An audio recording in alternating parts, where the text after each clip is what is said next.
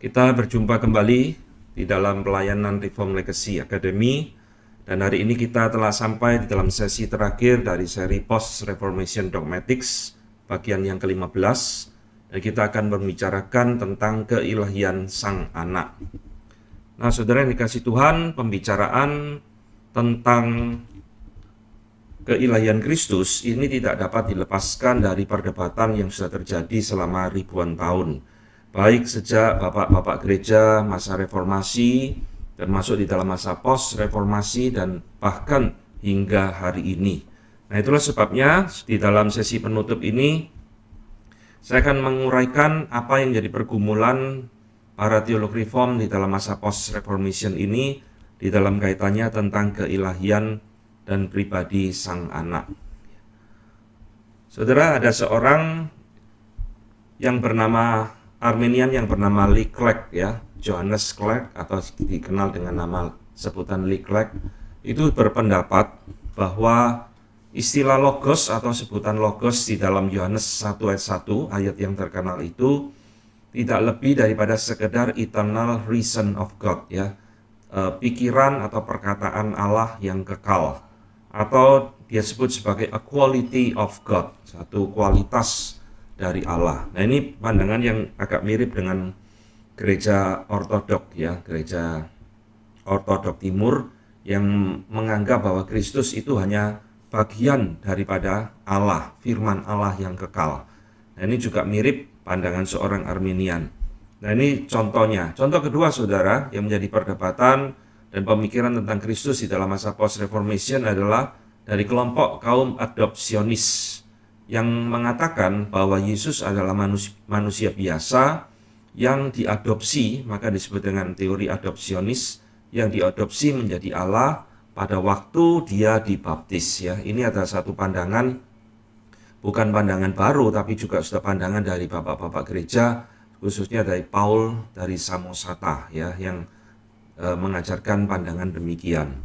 Nah, kelompok ketiga yang juga muncul di dalam masa ini adalah yang sering sudah saya ulang berkali-kali, yaitu kelompok Socinian, ya, Sosinus, Faustus Sosinus, yang berpandangan bahwa Yesus adalah Son of God, anak Allah, gelar Son of God, tetapi tidak memiliki hakikat yang sama dengan Allah Bapa, ya, jadi tetap lebih rendah. Nah, kaum Socinian memberikan 3 ayat yang dipakai untuk menyerang keilahian Yesus Kristus, ya. Jadi ayat-ayatnya kira-kira yang mirip-mirip dengan saksi Yehova.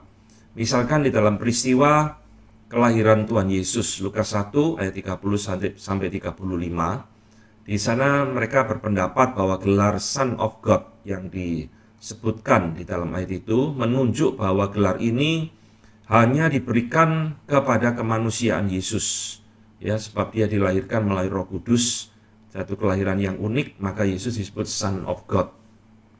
Tapi bukan kepada kepribadian Yesus secara utuh di dalam dua naturnya, hanya menunjuk kepada natur kemanusiaannya. Ayat yang kedua yang dipakai di dalam kelompok Socinian, misalkan Yohanes 10:36, juga sama mengatakan Son of God, ya, didasarkan pada Yesus yang dikuduskan dan diutus Bapa hanya sebagai mediator, bukan kepada keilahiannya. Jadi memang Socinian ini menolak keilahian Yesus Kristus, ya. Ini adalah cikal bakal bidat Unitarian.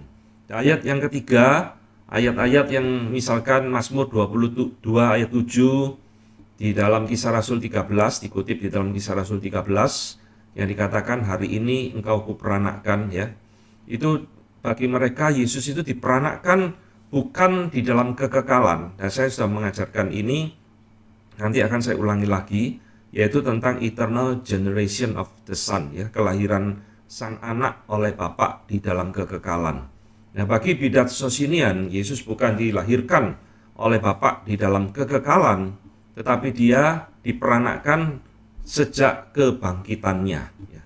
Jadi saudara, ini adalah salah satu contoh, ya, bagaimana di dalam masa post-reformation ini pergumulan tentang Kristologi itu sesuatu yang sangat serius sekali. Bahkan orang-orang di dalam gereja, di dalam kekristenan, para teolog-teolog pada masa itu juga banyak yang menolak Konsili Kalsedon, ya, yang menjadi landasan tentang kristologi iman Kristen.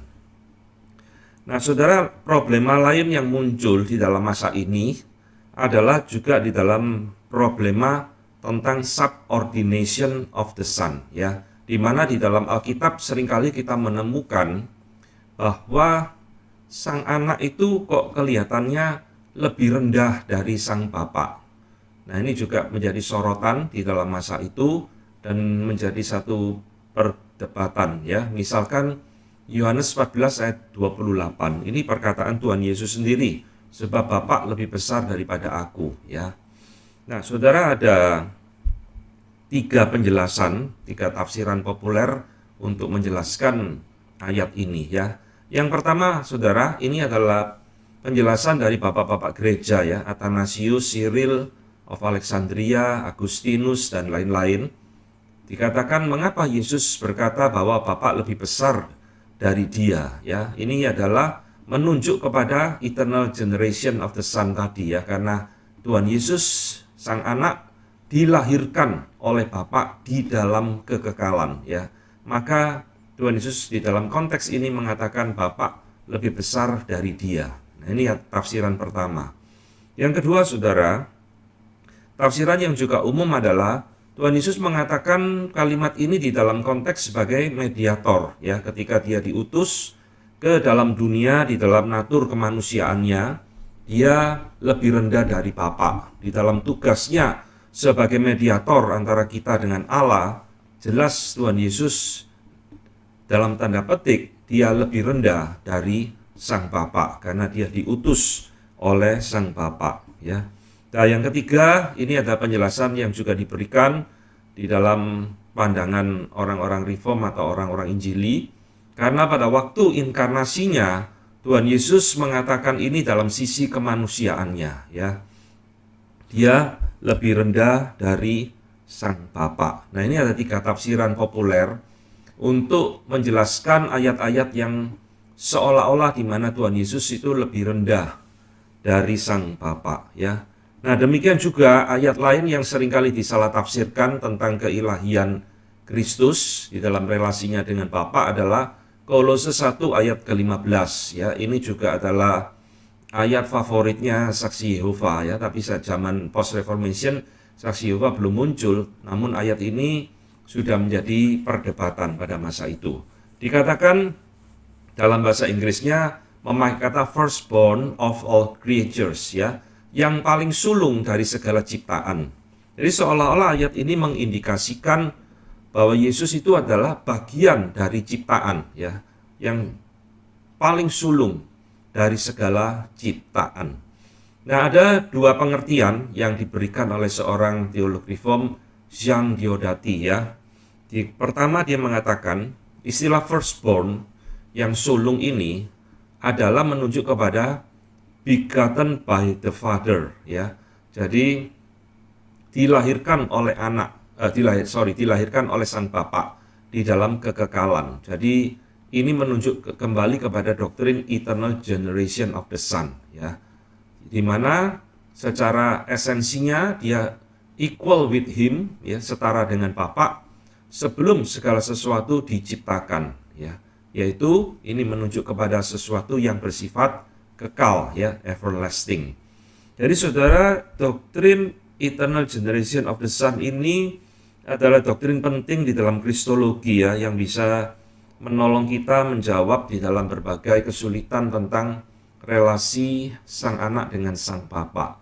Nah, Diodati kembali mengatakan di dalam tafsiran ini kemungkinan yang kedua, di pengertian yang kedua adalah Yesus dikatakan firstborn of all creatures dalam arti Yesus itu sebagai God's great deputy and vice regent, ya, satu deputi atau satu ambasador, perwakilan dari Allah di dalam dunia ini yang dilahirkan pertama kali di dalam sebuah keluarga. Jadi maksudnya adalah Yesus disebut sebagai yang sulung, ya, dari segala umat Allah, dalam arti dia adalah pemimpin. Paulus sendiri mengatakan dia adalah buah sulung kebangkitan, ya, firstborn. Jadi di dalam hal ini menunjuk bukan kepada Yesus adalah bagian dari ciptaan, tetapi justru menunjukkan firstborn dalam pengertian keutamaan, ya. Yesus itu yang paling utama, yang paling mula-mula, paling awal dari segala perkumpulan umat Tuhan, ya. Dia adalah kepala, kira-kira seperti itulah. Nah, ini yang dimaksudkan di dalam istilah firstborn. Jadi ketika kita membaca ayat-ayat yang seolah-olah menunjukkan Yesus itu lebih rendah dari Bapa, dia kalah tingkatan dan sebagainya, kita harus melihat Alkitab itu di dalam seluruh keutuhannya supaya kita tidak salah mengerti, ya. Misalkan Yohanes 1 ayat 1, ayat yang terkenal bahwa Yesus jelas dikatakan Logos itu adalah Allah itu sendiri, ya. Tidak ada tingkatan-tingkatan. Jadi semua ayat-ayat yang menunjuk kepada seolah-olah Yesus lebih rendah itu adalah di dalam konteks dia inkarnasi, ya, di dalam kemanusiaannya, di dalam tugas sebagai mediator. Jadi saudara, di dalam pergumulan ini pada masa post-reformation mereka menekankan ada 3 pokok pembicaraan yang ditegaskan, ya. Misalnya saudara, yang pertama mereka ingin menegaskan, yang akan menjadi pembicaraan kita, bahwa Kristus itu adalah Allah. Ini sesuatu yang tidak bisa dibantahkan, ya, di dalam Alkitab.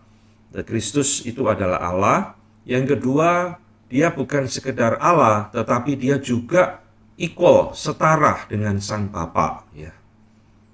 Nah, ketiga adalah yang ditekankan, ia dilahirkan oleh Bapa sejak kekekalan, ya, eternal generation of the Son. Jadi ini 3 poin yang ditekankan di dalam masa post-reformation untuk menjawab pertanyaan dan pergumulan tentang siapakah Sang Anak ini, siapakah Yesus Kristus ini, ya.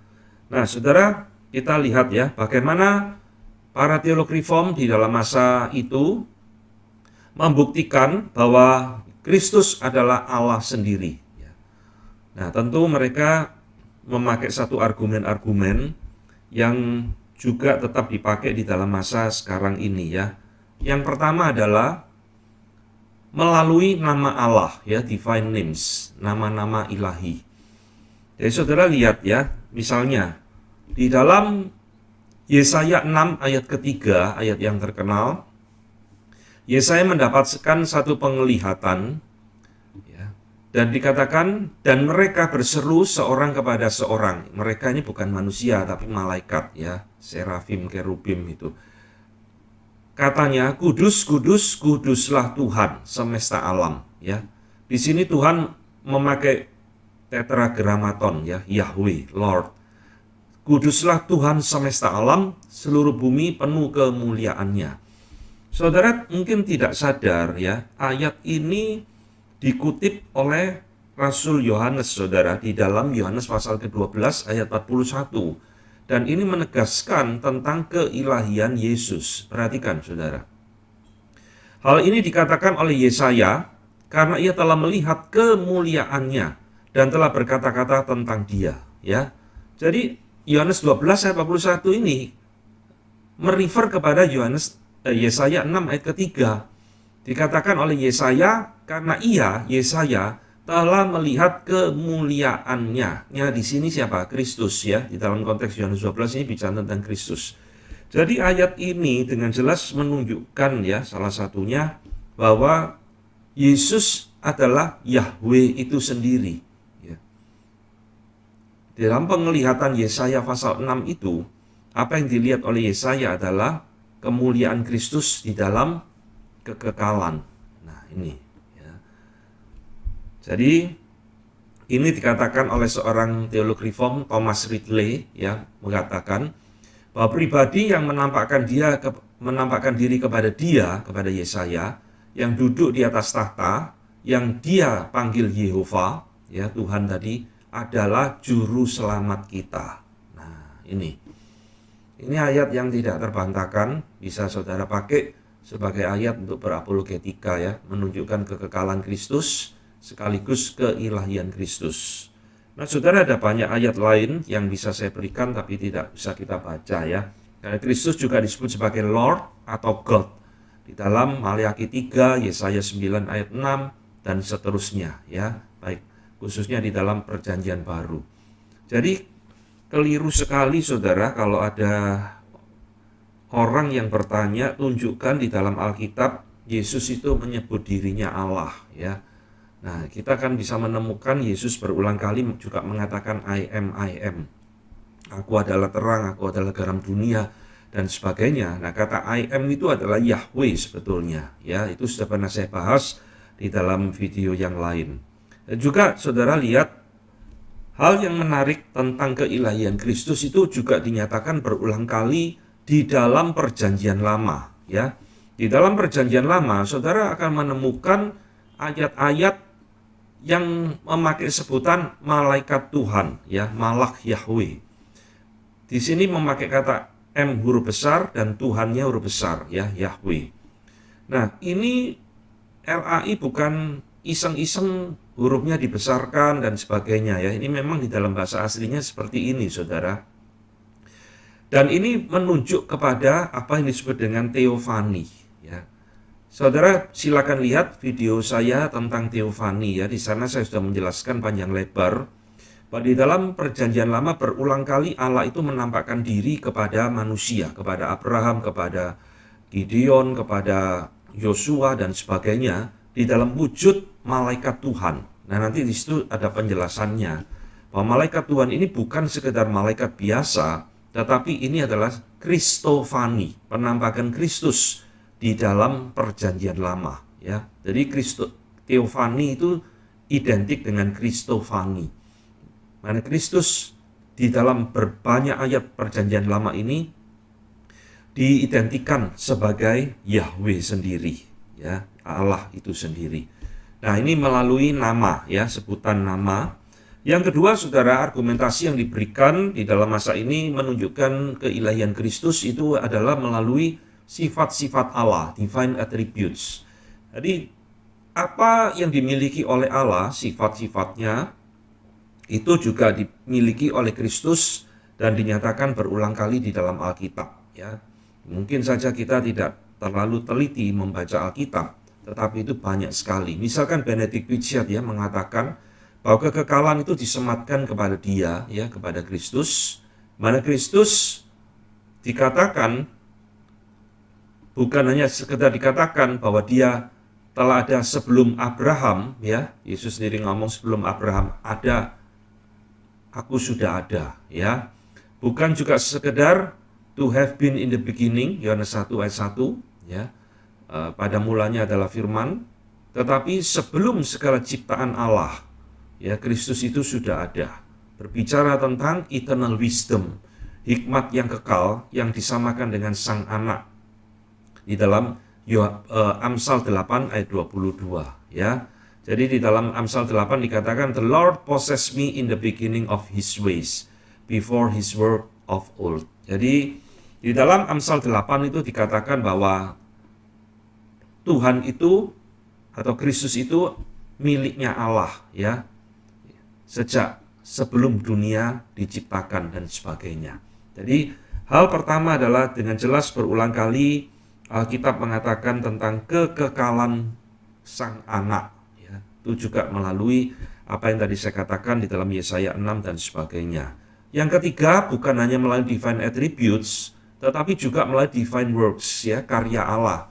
Apa yang Allah kerjakan, itu yang juga Yesus kerjakan, saudara. Ini juga dinyatakan di dalam Alkitab. Misalkan Yohanes 1 ayat ketiga, segala sesuatu dijadikan oleh Dia. Ya, Dia di sini adalah Kristus, dan tanpa Dia tidak ada sesuatu pun yang telah jadi dari segala yang dijadikan. Kita ini sejak kecil, ya, sudah diajarin kadang-kadang kurang tepat di dalam sekolah minggu, ya. Selalu kita dikatakan siapa yang mencipta? Allah Bapa, ya, Allah Anak tidak ikut mencipta, Dia cuma mati di atas kayu salib. Nah, itu menurut saya half truth, kebenaran yang separuh, karena Alkitab juga menegaskan kepada kita Allah anak itu bukan hanya mati di atas kayu salib, tetapi dia juga ikut mencipta. Ya, ini Yohanes 1, juga di dalam Kolose 1 ayat 16.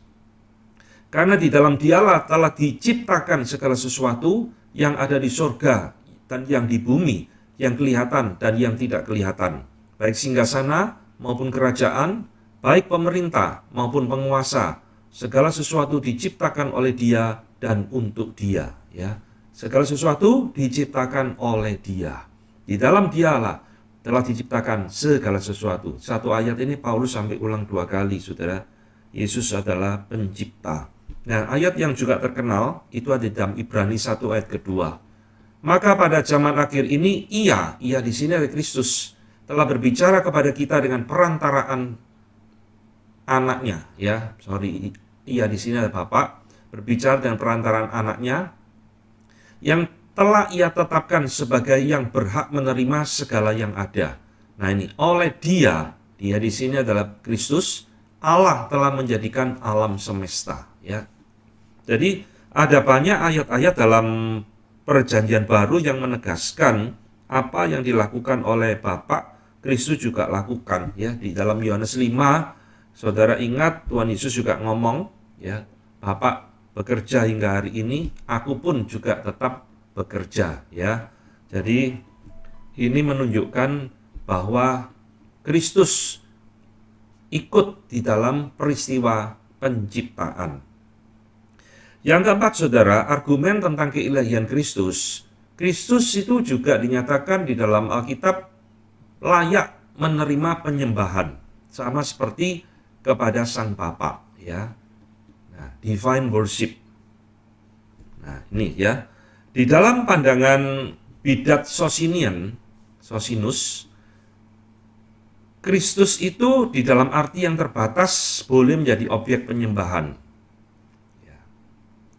Tapi bukan yang utama, ya, di dalam aspek-aspek tertentu. Tetapi di dalam pandangan reform ortodoksi, yaitu masa post-reformation ini, Kristus adalah Allah yang absolut, yang harus juga disembah. Ya. Nah, ini misal ya, Ibrani 1 ayat 6. Dan ketika ia membawa pula anaknya yang sulung ke dunia, ia berkata, semua malaikat Allah harus menyembah dia. Jadi kitab Ibrani ini kitab kristologi sebetulnya, saudara, yang banyak berbicara perbandingan Kristus dengan Musa, ya, dengan hukum Taurat, dengan malaikat dan semuanya. Dikatakan malaikat Allah pun harus menyembah dia. Ya. Nah, ini keterangan dari tafsiran dari Benedict Richard menarik ya untuk kita perhatikan. Dia menegaskan demikian bahwa di dalam Filipi 2 ayat 10 ayat yang terkenal ya, bahwa setiap lutut diperintahkan untuk berlutut kepada dia, ya, to bow, untuk berlutut kepada dia. Para rasul juga untuk mencari grace and peace dari Kristus, ya, anugerah dan damai sejahtera dari Kristus, sebagaimana juga dari Sang Bapa. Roma 1 ayat 7, 1 Korintus 1 ayat 13 dan seterusnya. Dan orang-orang setia Tuhan, anak-anak Tuhan juga digambarkan untuk memanggil nama Kristus. Ini, Kisah Rasul 9:14, 1 Korintus 1:12. Dan setiap makhluk, setiap ciptaan, ya, itu diperintahkan untuk memberikan hormat, kemuliaan, dan kuasa kepada anak domba. Wahyu 5 ayat 13. Dari semua yang telah dikatakan ini, maka itu jelas bahwa Kristus itu adalah Allah. Nih. Jadi ayat-ayatnya itu bersifat sporadis, ya, tersebar, bukan ngumpul di satu kitab aja, tetapi menyebar di seluruh Alkitab, baik Perjanjian Lama maupun Perjanjian Baru, yang menunjukkan tentang keilahian Sang Anak, ya. Dia berhak disembah dan sebagainya. Nah, saudara, termasuk ya di dalam Yohanes 17 ayat ketiga, misalkan berbunyi seperti ini. Inilah hidup yang kekal itu, yaitu bahwa mereka mengenal Engkau, satu-satunya Allah yang benar, dan mengenal Yesus Kristus yang telah Engkau utus. Ya. Jadi ayat ini menunjukkan Engkau satu-satunya Allah benar, Allah yang benar, dan mengenal Yesus Kristus yang telah engkau utus.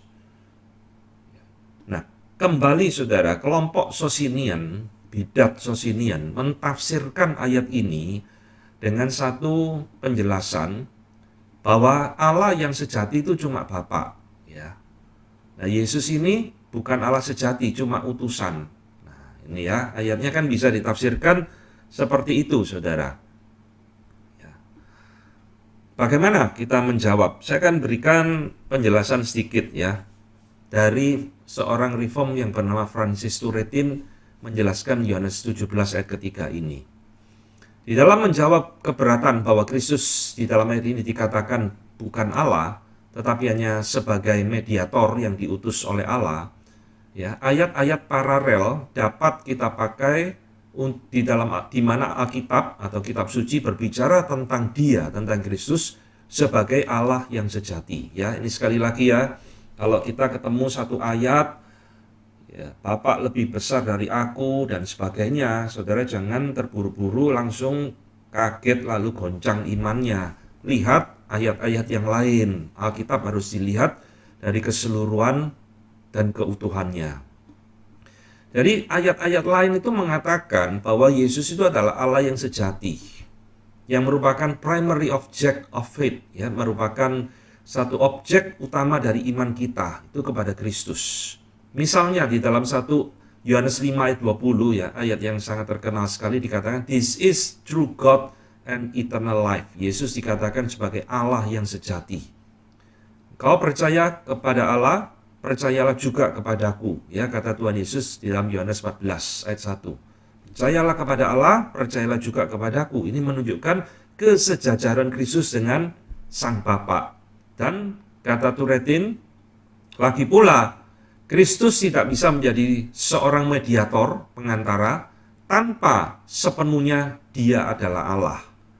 Sekarang Dia dibedakan di sini bukan dari Allah, tetapi Dia dibedakan dari Sang Bapa yang mengutus Dia. Nah, ini kalimat yang menarik ya. Jadi Turretin memberikan satu penjelasan yang unik menurut saya. Kristus di dalam Yohanes 17 dikatakan ini bukan membedakan Kristus dengan Allah ya, tetapi ini membedakan Kristus dengan Bapa yang mengutus Dia. Nah, ini penjelasannya. Jadi di dalam Yohanes 17 ayat 3 ini sekali lagi ini menunjuk kepada mediator Kristus di dalam kemanusiaannya, diutus sebagai juru selamat ya. Bukan berarti Dia lebih rendah dari Sang Bapa, tetapi Dia hanya diutus. Ya. Saudara-saudara, penjelasan-penjelasan seperti ini itu penting ya untuk kita kenali. Saya akan menjelaskan ayat ini, saudara, yang juga menjadi perdebatan di dalam dengan kelompok Socinian ya. 1 Yohanes 5:20 ini ayat yang penting sekali. Ayat itu mengatakan seperti ini. Akan tetapi kita tahu bahwa Anak Allah telah datang dan telah mengaruniakan pengertian kepada kita, supaya kita mengenal yang benar, ya, dan kita ada di dalam yang benar, di dalam Anaknya Yesus Kristus. Dia adalah Allah yang benar dan hidup yang kekal. Ya.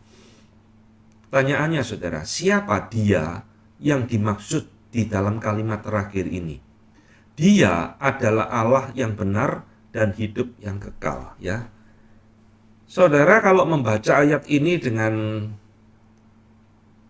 normal, dengan teliti, dengan pelan-pelan, penuh penghayatan, saudara tidak usah sekolah sampai S3, doktor, PhD ya untuk mengerti ayat ini. Ayat ini sudah jelas sekali, sudah gamblang sekali. Dia di sini yaitu menunjuk kepada kalimat terakhir, yang benar di dalam Anaknya Yesus Kristus. Dia adalah Allah yang benar, ya. Jadi kalau kita membaca secara normal, natural reading, ya, pembacaan secara alamiah, ya pikiran kita selalu menuju Dia ini kepada Kristus. Karena Yesus Kristus yang terakhir disebutkan di sini, lalu yang sambung Dia kata ganti, ini yang menunjuk kepada Yesus. Nah, orang Socinian ini bisa aneh, saudara, mentafsirkan kata Dia ini bukan kepada Yesus, tetapi kepada Bapa. Nah, ini tafsiran yang mengada-ngada, ya. Tafsiran yang mengada-ngada. Kata hutos ini bisa diterjemahkan dis atau he, ya, bahasa Grekanya. Nah, Sosinian mentafsirkan sekali lagi kata dia di sini kepada Bapa, ya. Ini aneh, saudara. Kita coba apa yang menjadi penjelasan kembali Francis Turretin menjelaskan ayat ini. Dia mengatakan Yesus, ya, he dipanggil sebagai true God, Allah yang benar dan hidup yang kekal, 1 Yohanes 5 ayat 20, di mana kata-kata ini must not be referred to the Father, ya. Di mana kata-kata ini true God and eternal life ini bukan menunjuk kepada Sang Bapa, tetapi kepada Sang Kristus. Hal ini jelas dari keduanya, dari kata ganti hutos yang menunjuk kepada Kristus. Ya, ini yang tadi saya katakan. Kalau saudara membaca secara natural reading, ya, tidak usah buka tafsiran, tidak usah aneh-aneh. Semua orang yang pikirannya normal ya akan berkata, he di sini menunjuk kepada Yesus. Dia adalah Allah yang benar, ya, Allah yang sejati. Ini satu ayat yang penting sekali menunjuk kepada keilahian Kristus. Titus 2 ayat 13, saudara. Dengan menantikan penggenapan pengharapan kita yang penuh bahagia dan penyataan, ya, revelation, penyataan kemuliaan Allah yang besar, Allah yang maha besar, dan juru selamat kita Yesus Kristus, ya. Jadi yang dipertanyakan itu kalimat Allah yang maha besar ini siapa? Nah, karena kalimatnya kan nyambung, Allah yang maha besar dan juru selamat kita Yesus Kristus, ya. Oke, kita lihat tafsiran Sosinian, ya. Sosinian membedakan ayat ini menjadi dua pribadi. Jadi ada Allah yang maha besar dan juru selamat kita Yesus Kristus. Jadi ada dua pribadi, Allah dan Yesus, yang disebut oleh Paulus di dalam Titus 2 ayat ketiga ini, ya. Apakah benar demikian? Ya. Kalau kita ngomong, saudara, dalam bahasa sehari-hari, ya, ketika saudara bercakap-cakap dengan orang atau saudara menulis sesuatu, menggabungkan dua atribut lalu diberikan cuma satu kata ganti, ya, ini kira-kira menunjuk kepada dua orang atau kepada satu orang, saudara, ya. Nah,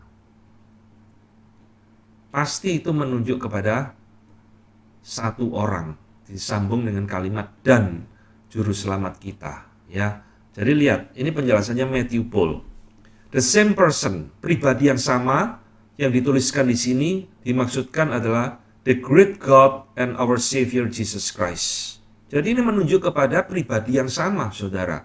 Dengan kata lain, di dalam Titus 2:13 ini, Yesus Kristus itu digambarkan dengan dua atribut. Dia adalah Allah yang maha besar dan dia juru selamat kita, ya. Lah, aneh sekali kalau ada dua atribut, ada dua atribut, kemudian satu kata ganti ini Yesus Kristus, nama, lalu disebutkan ada dua pribadi. Nah, ini kan tanda tanya, ya.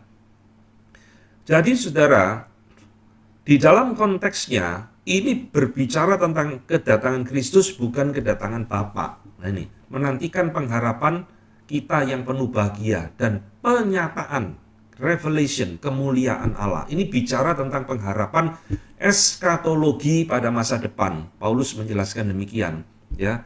Nah, nanti yang datang di dalam zaman eskatologi, waktu eskatologi itu tiba, bukan Bapa, tetapi adalah Yesus Kristus. Jadi ayat ini sekali lagi bukan menunjuk kepada dua pribadi, tetapi kepada satu pribadi, yaitu Yesus Kristus, ya. Nah, saya akan melengkapi penjelasan Matthew Paul ini dengan kutipan penjelasan dari Richard Muller, ya, di dalam buku yang sedang kita bahas ini. Jadi di dalam topik tentang eternal generation of the Son, kekekalan sang anak, Richard Muller menjelaskan satu kalimat yang penting sekali, ya, bagaimana topik tentang ini adalah doktrin yang sangat penting untuk kita mengerti dan kita pegang di dalam mengerti tentang keilahian sang anak.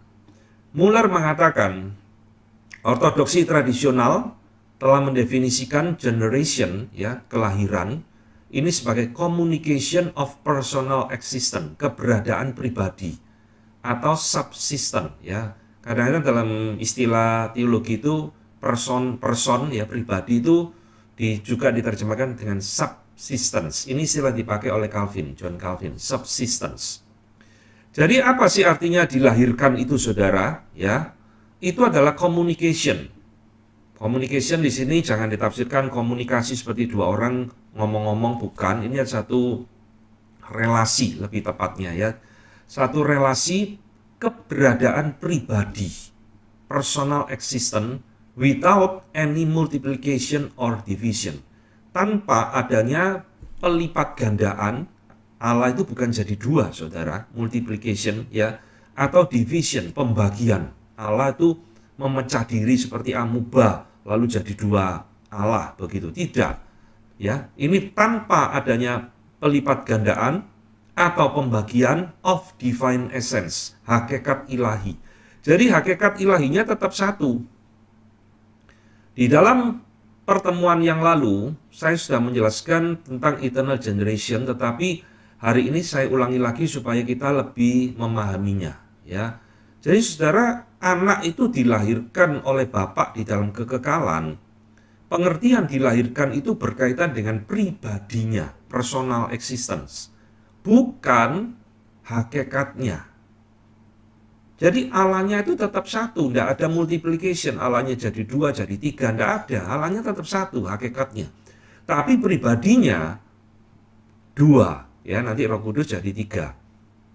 Tiga pribadi, satu hakikat, ya.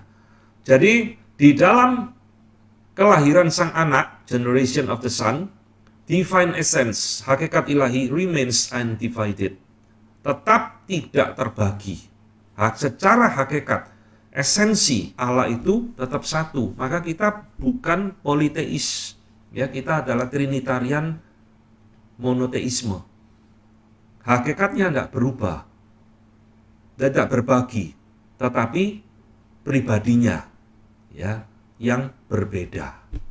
Ya, ini pertemuan lalu saya sudah menjelaskan tentang primacy of the Father, keutamaan sang Bapa. Mengapa Bapa itu disebut utama? Bukan di dalam arti pengertian dia lebih tinggi dari sang anak, tetapi karena dia melahirkan sang anak, ya, maka dia disebut lebih utama di dalam pengertian tersebut. Saudara harus ngerti semua ini. Kalau saudara, sekali lagi saya katakan, ya, nggak mengerti ini, Tritunggalmu kacau balau, babak belur, saudara. Kalau saudara mengerti ini dengan jelas dalam pikiranmu, saudara tidak akan digoncangkan dengan ajaran-ajaran tentang Tritunggal yang simpang siur di dunia YouTube, ya. Jadi bagi kaum Socinian, saudara, doktrin eternal generation of the Son adalah satu kontradiksi. Nah, dengan kata lain, bidat Socinian dan juga bidat-bidat lain itu tidak bisa menerima anak dilahirkan dari kekekalan. Karena ini dianggap satu kontradiksi. Allah kok melahirkan, ya. Nah, ini juga adalah serangan dan sanggahan dari agama seberang, ya, yang gak bisa menerima Tritunggal. Maka ketika kita bisa mengerti tentang eternal generation of the Son ini, kita akan jelas di dalam relasi Bapak dan anak. Kenapa dia disebut Bapak? Kenapa dia disebut anak? Ya, di dalam pengertian anak itu dilahirkan oleh Bapa di dalam kekekalan atau sejak kekekalan, ya. Nah, bagaimana ayat-ayat yang mendukung eternal generation of the Son ini, ya? Ada ayat yang jelas menyatakan hal ini, saudara, yang dipakai oleh para teolog reform, ya. Mazmur 2 ayat 7. Aku mau menceritakan tentang ketetapan Tuhan. Ia berkata kepadaku, anakku engkau telah kuperanakkan pada hari ini. Ya, ayat ini dipakai menjadi dasar doktrin eternal generation of the Son, bahwa anak dilahirkan oleh sang Bapa di dalam kekekalan. ya. Nah, di dalam ayat-ayat yang lain juga muncul bahwa Yesus memang disebut sebagai anaknya Allah, ya. Nah, ini Matius 37 di dalam baptisan. Lalu terdengarlah suara dari sorga yang mengatakan, inilah anakku yang kukasihi, kepadanya lah aku berkenan. Nah, ini nanti diulang lagi dalam Matius 17, Transfiguration. Yesus dimuliakan di atas gunung. Allah Bapa ngomong lagi, inilah anakku. Ya, lah kenapa Yesus disebut anakku? Kapan dia disebut anakku? Nah, penjelasannya adalah sejak di dalam kekekalan. Kepadanya lah aku berkenan. Ya, jadi memang Yesus disebut Son of God, anak Allah. Itu ada gelar yang melekat di dalam Yesus sejak di dalam kekekalan, karena memang dia dilahirkan oleh Bapa sejak dan di dalam kekekalan, ya. Ketiga, ada ayat-ayat lain yang mempertegas tentang anak Allah, ya, bahwa Yesus anak Allah. Sebab itu orang-orang Yahudi lebih berusaha lagi untuk membunuhnya, bukan saja karena ia meniadakan hari Sabat, tetapi juga karena ia mengatakan bahwa Allah adalah Bapaknya sendiri, ya, dan dengan demikian menyamakan diri dengan Allah. Jadi saudara, bukan hanya Allah Bapa yang mengatakan inilah anakku, Yesus sendiri mengatakan, ya, bahwa Allah adalah Bapaknya. Ini relasi yang tercipta di dalam kekekalan, saudara, Trinitas. Maka ayat belakang ini juga penting, ya, dan dengan demikian menyamakan dirinya dengan Allah. Karena Yesus adalah anak Allah, di dalam hakikatnya berarti dia sama dengan Allah itu sendiri, ya. Sama seperti kita, saudara, kalau kita punya anak kita ngomong dia itu papa saya, ya, ya berarti itu sama-sama hakikat kita dalam sama-sama manusia, itu, ya. Itu. Jadi ketika Yesus mengatakan Allah adalah Bapaknya, itu menyamakan diri dengan Allah. Berbicara tentang hakikat yang sama. Roma 8:32, ia yang tidak menyayangkan anaknya sendiri, tetapi yang menyerahkannya bagi kita semua, bagaimanakah mungkin ia tidak mengaruniakan segala sesuatu kepada kita bersama-sama dengan dia? Lihat saudara, ya, tidak menyayangkan anaknya sendiri. Jadi Paulus, Yohanes, semua juga memiliki konsep kristologi yang sama, bahwa Yesus memang adalah Son of God, anak Allah yang dilahirkan di dalam kekekalan, ya. Yang keempat, eternal generation of the Son ini juga dinyatakan melalui banyaknya ayat yang menunjukkan Yesus adalah anak tunggal Bapa, ya. Jadi bukan sekedar anak Bapa, tapi anak tunggal Bapa. The only begotten Son. Firman itu telah menjadi manusia dan diam di antara kita, dan kita telah melihat kemuliaannya, yaitu kemuliaan yang diberikan kepadanya sebagai anak tunggal Bapa, penuh kasih karunia dan kebenaran, ya. Saudara pernah mikir enggak kenapa Yesus disebut anak tunggal Bapa, saudara? Kita juga disebut anak Bapa, betul kan? Tapi kok Yesus anak tunggal Bapa, padahal kita juga disebut anaknya Allah, ya, anak Bapa. Yesus sebagai firstborn, yang paling sulung dari yang dibangkitkan, kita mengikuti. Saudara, istilah anak tunggal Bapa di sini ini unik. Karena Yesus dilahirkan di dalam kekekalan oleh Bapa. Ya. Kita tidak pernah dilahirkan di dalam kekekalan oleh Bapa. Kita itu diadopsi menjadi anak Allah. Yesus tak pernah diadopsi jadi anak Allah. Dia memang anak Allah sejak kekekalan di dalam relasi Trinitas. Dan itu satu-satunya hanya dimiliki oleh Yesus. Maka dia disebut anak tunggal Bapa. Ini sebutan yang tidak bisa diberikan kepada siapapun, ya. Nah, saudara mengerti semua ini. Yohanes 1 ayat 18. Tidak seorang pun yang pernah melihat Allah, tetapi anak tunggal Allah. Tadi sini anak tunggal Bapa, ya. Sekarang anak tunggal Allah. Di dalam pasal yang sama, cuma selisih 4 ayat. Anak tunggal Allah yang ada di pangkuan Bapa, dialah yang menyatakannya, ya. Anak tunggal Allah, anak tunggal Bapa, ini menunjuk kepada identitas Kristus yang unik, yang tidak dimiliki oleh siapapun. Nah, ayat yang terkenal Yohanes 3:16, karena begitu besar kasih Allah akan dunia ini, sehingga telah mengaruniakan anaknya yang tunggal, supaya setiap orang yang percaya kepadanya tidak binasa, melainkan beroleh hidup yang kekal. Ya, anaknya yang tunggal. 1 Yohanes 4 ayat 9. Dalam hal inilah kasih Allah dinyatakan di tengah-tengah kita, yaitu bahwa Allah telah mengutus anaknya yang tunggal ke dalam dunia, supaya kita hidup olehnya. Anaknya yang tunggal muncul berkali-kali di dalam Alkitab, menunjuk kepada eternal generation of the Son, satu-satunya dan tidak pernah terulang kembali. Ya, saudara sekalian, saya akan menjelaskan lebih detail lagi sekarang tentang eternal generation of the Son ini. Hal yang harus kita ketahui tentang Kristus sebagai anak tunggal Bapa adalah bahwa generation of the Son, kelahiran sang anak ini bukan bicara tentang fisik, saudara. Ya, seperti kita dilahirkan dari orang tua kita, ada papa kita, ada mama kita.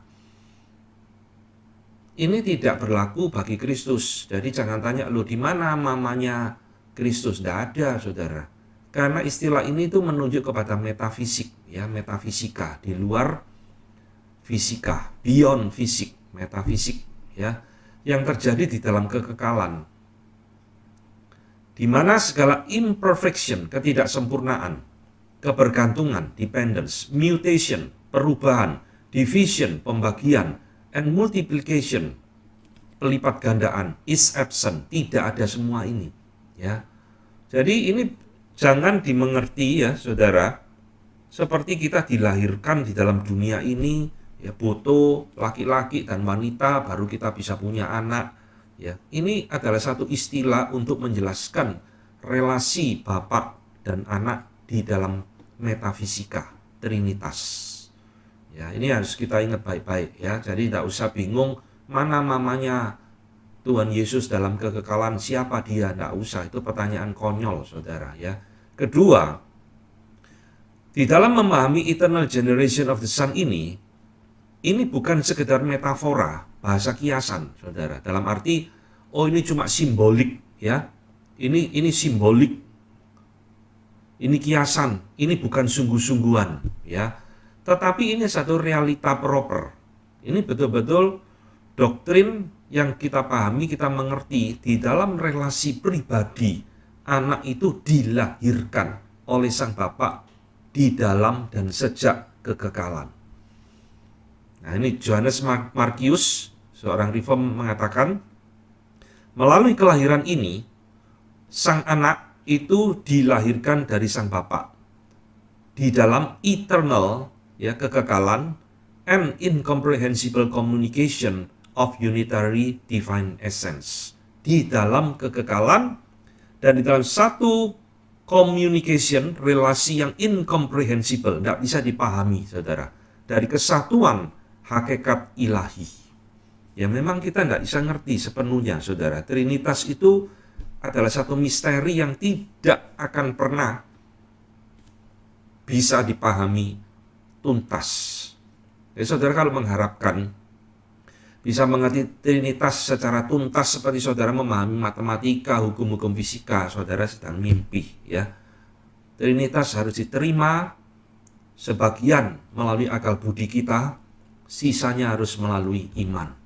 Ya, tidak bisa, saudara. Ketiga, Benedict Pitchet menjelaskan tentang kelahiran sang anak ini dengan kalimat panjang, ya.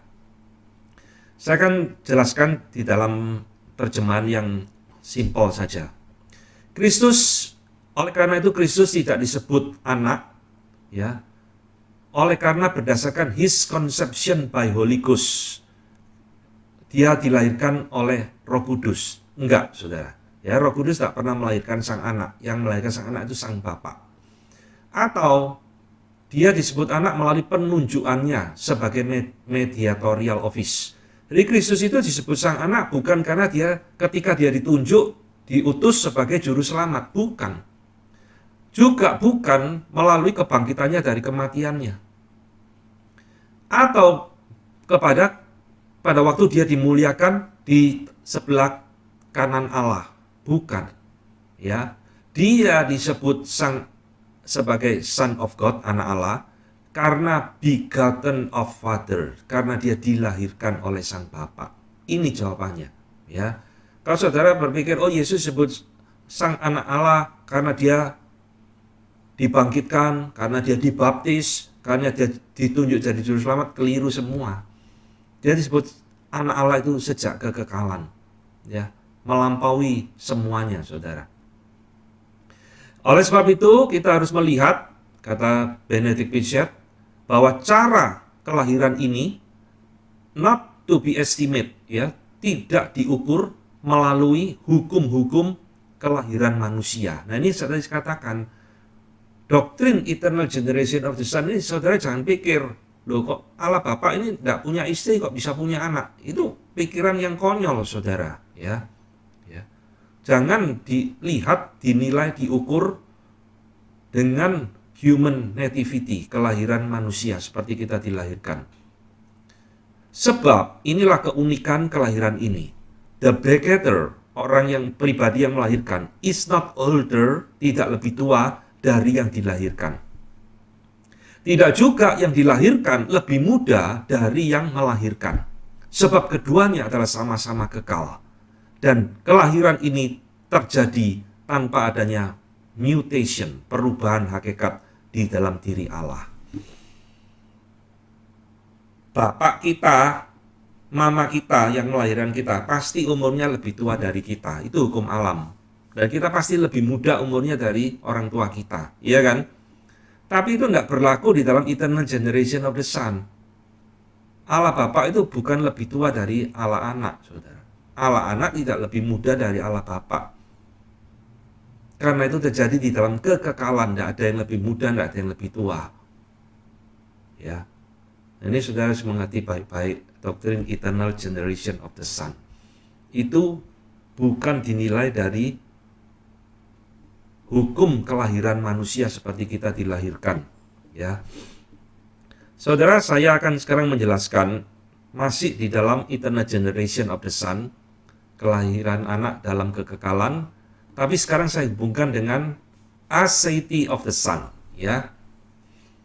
Doktrin aseity of God ini sudah pernah saya jelaskan, tapi saya jelaskan lagi, ya. Apa maksudnya doktrin aseity of God, atau dalam hal ini aseity of the Son? Saudara, doktrin aseity of God atau of the Son ini menunjuk kepada Allah itu tidak bergantung kepada siapapun. Allah itu ase, saudara, pada dirinya sendiri. Ini bahasa Latinnya ase. Jadi doktrin aseity of the Son itu artinya sang anak itu tidak bergantung kepada siapapun. Dia self-existent.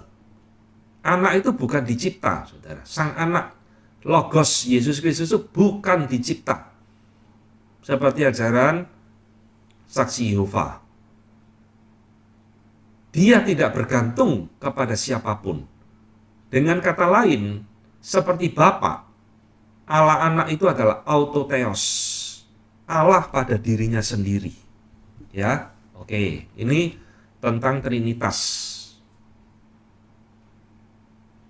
Nah, pertanyaannya, saudara, kalau Allah Anak itu tidak bergantung kepada siapapun, apakah doktrin aseity of the Son ini bertentangan dengan eternal generation of the Son?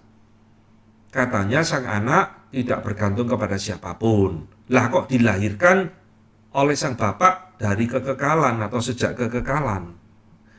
Penjelasannya demikian. Saya ulangi lagi, ya, supaya saudara ngelontok.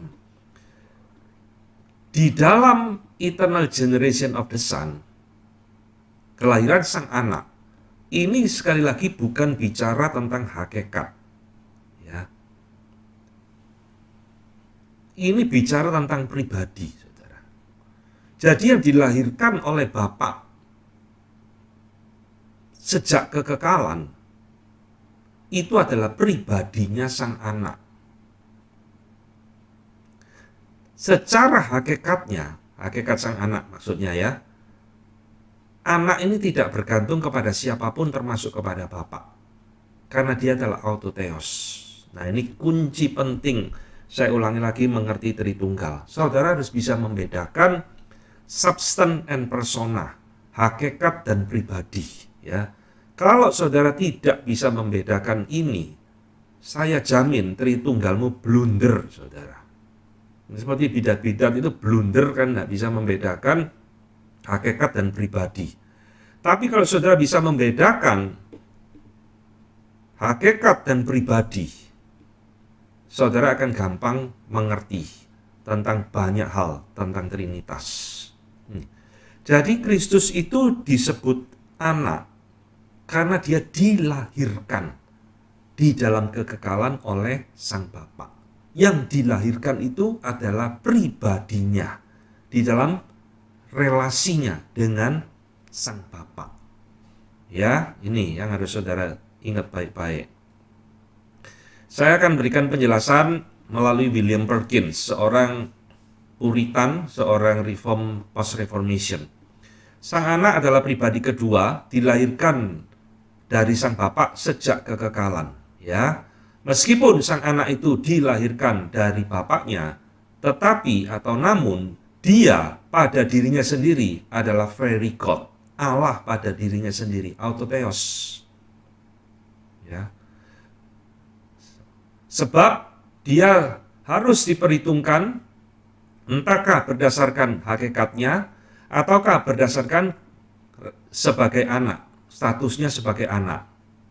Di dalam relasinya atau di dalam pengertiannya, his essence, hakikatnya, dia adalah autotheos, Allah pada dirinya sendiri. Kristus tidak bergantung kepada Bapa di dalam hakikatnya. Ya, yaitu dari dirinya sendiri dia adalah very God, Allah pada dirinya sendiri. Sebab itulah keilahian yang umum yang dimiliki oleh semua tiga pribadi, termasuk Roh Kudus. Yaitu tidak dilahirkan. Jadi hakikatnya Kristus itu tidak dilahirkan, saudara. Yang dilahirkan itu pribadinya. Ini saya ulang-ulang terus supaya saudara ngerti ya. Tetapi dia sebagai pribadi dan sebagai anak dari Sang Bapa, dia tidak berasal dari dirinya sendiri, tetapi dari yang lain. Sebab dia adalah anak Allah yang kekal. He is the eternal Son of the Father. Saudara harap mengerti ya, hakikat Kristus tidak dilahirkan. Dia adalah autotheos, Allah pada dirinya sendiri, namun pribadinya dia dilahirkan oleh Sang Bapa di dalam kekekalan. Maka Bapa menyebut dia anakku. Dan sang anak pribadi kedua menyebut pribadi pertama sebagai Bapakku. Ini Tritunggal yang beres, saudara. Ya, Tritunggal sekarang di YouTube itu ngaco semua. Saudara kan tidak belajar baik-baik, selamanya saudara tidak akan ngerti Tritunggal yang beres. Edward Leith kembali mengatakan, menegaskan hal yang sama ya. Kristus sebagai Allah is from himself, dari dirinya sendiri. Dia tidak bergantung kepada siapa-siapa. Tetapi jika keilahian Kristus diperhitungkan di dalam kepribadiannya sebagai sang anak, dia dikatakan from the Father, itu berasal dari Sang Bapa. Ya. The Son in respect of his essence is from none. Ya.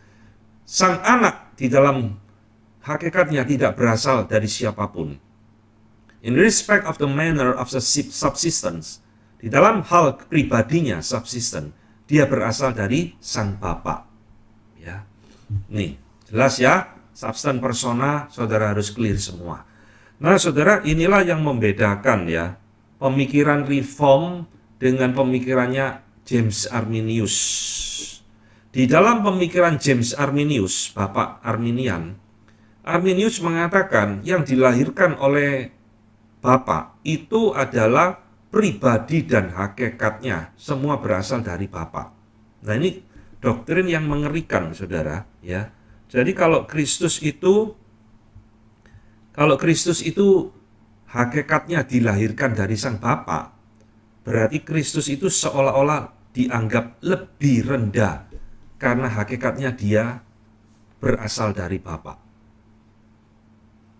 Tapi Reform tidak. Yang berasal dari Bapa itu cuma pribadinya, bukan hakikatnya. Nah, saudara bisa bedakan ya, ajaran James Arminius dengan ajaran Reform. Ya. Nanti setelah ini saya akan mengajar tentang teologi of James Arminius, saudara. Nah, sekarang saya akan menjelaskan di dalam sebuah diagram supaya saudara mengerti ringkasan dari penjelasan eternal generation dan aseity of the Son. Jadi dua doktrin ini bukan bertentangan. Aseity of the Son ini bicara tentang hakikat, eternal generation of the Son ini bicara tentang pribadi. Dan dua-duanya ini harmonis di dalam Alkitab. Ya, Kristus sebagai pribadi kedua dari Tritunggal bisa dibedakan menjadi dua hal. Sebagai anak, pribadinya dia berasal dari Sang Bapa. Sebagai Allah, as God, hakikatnya dari dirinya sendiri, autotheos. Saudara harus clear semua ini, ya. Jadi, di dalam pengertian inilah, baik para reformator, Martin Luther, John Calvin, Zwingli, ya, Bullinger, dan lain-lain, dan semua teolog di dalam masa Reform Ortodoksi ini, dalam hal ini dipengaruhi oleh Bapak Gereja Agustinus. Saudara-saudara, inilah pengertian Agustinus tentang Tritunggal, ya. Jadi saudara hari ini juga belajar ya tentang Theology of Trinity from Augustine. Agustin memiliki konsep Trinitas seperti yang dipegang oleh Reform. Nih, membedakan pribadi dan hakikat dengan pengertian seperti ini, ya. Saya akan menjelaskan sekarang terakhir memberikan paralel antara Sang Anak dan Roh Kudus. Ada kemiripan di antara dua pribadi ini. Paralel antara eternal generation of the Son dengan paralel procession of the Holy Spirit. Ya, ada kemiripan. Saya buatkan diagram seperti ini, saudara lihat. Yang pertama terjadi di dalam kekekalan, yang kedua di dalam waktu, ya, kronos. Di dalam kekekalan, anak itu dilahirkan oleh Bapa. Dalam pribadinya ya, sudah jelas. Di dalam kekekalan, Roh Kudus itu dikatakan proceed, keluar dari Bapa dan Anak. Ya. Ini juga dalam arti pribadinya, bukan hakikatnya. Nah, saudara paralelkan dengan waktu. Ketika Sang Anak dan Roh Kudus itu diutus di dalam waktu, ini juga sama, saudara. Anak dilahirkan di dalam waktu. Ya, ada kelahiran di dalam kekekalan yang merupakan prototipe dari nanti Sang Anak itu akan dilahirkan di dalam waktu, ya, inkarnasi. Dan ada paralel Roh Kudus itu keluar dari Bapa dan Anak di dalam kekekalan. Di dalam waktu, Roh Kudus itu diutus oleh Bapa dan Anak. Yohanes 15:26. Aku akan meminta kepada Bapa untuk mengutus Roh Kudus, Roh kebenaran kepada engkau. Ya, nah ini. Jadi saudara lihat ada paralelisme antara kekekalan dan waktu. Inilah keindahan di dalam Trinitas yang seringkali tidak disadari oleh banyak orang, saudara. Ya. Apa yang terjadi di dalam waktu karya penebusan Allah itu merupakan prototipe dari apa yang terjadi di dalam kekekalan. Ya, indah sekali ya. Oke, saya sampai di sini dulu.